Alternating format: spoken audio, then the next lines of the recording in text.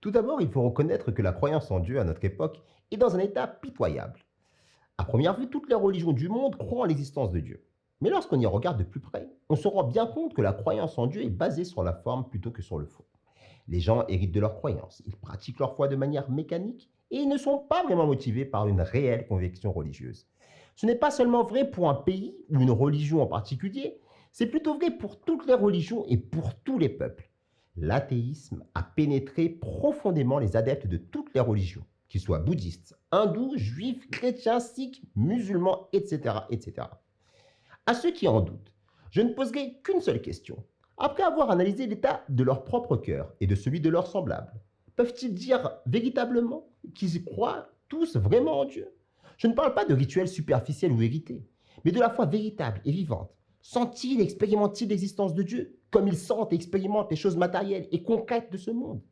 Sont-ils aussi certains de l'existence de Dieu qu'ils le sont de l'existence du soleil, de la lune, des montagnes, des rivières, de leurs maisons, de leurs ancêtres et de leurs amis?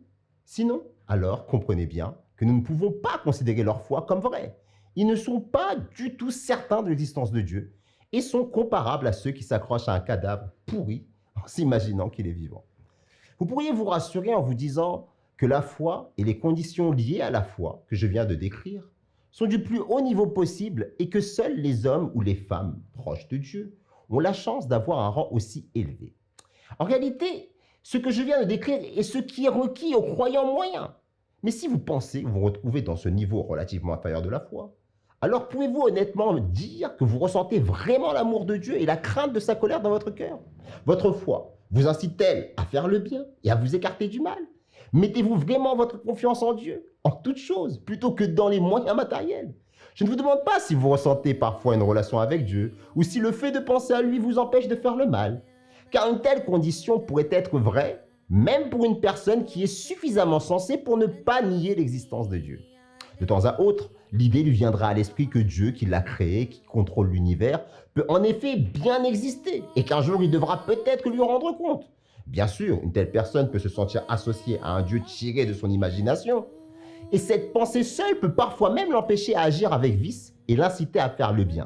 Mais un tel état ne peut être appelé véritable foi. C'est plutôt un état de doute qui le fait balancer des fois vers le mal, des fois vers le bien. On peut parler de vraie foi que lorsqu'elle devient une partie permanente de la vie d'une personne et qu'elle s'enracine dans son cœur comme une vérité éternelle. Elle doit devenir la nourriture de son âme et un phare qui l'éclaire pour l'empêcher d'emprunter le chemin du vice.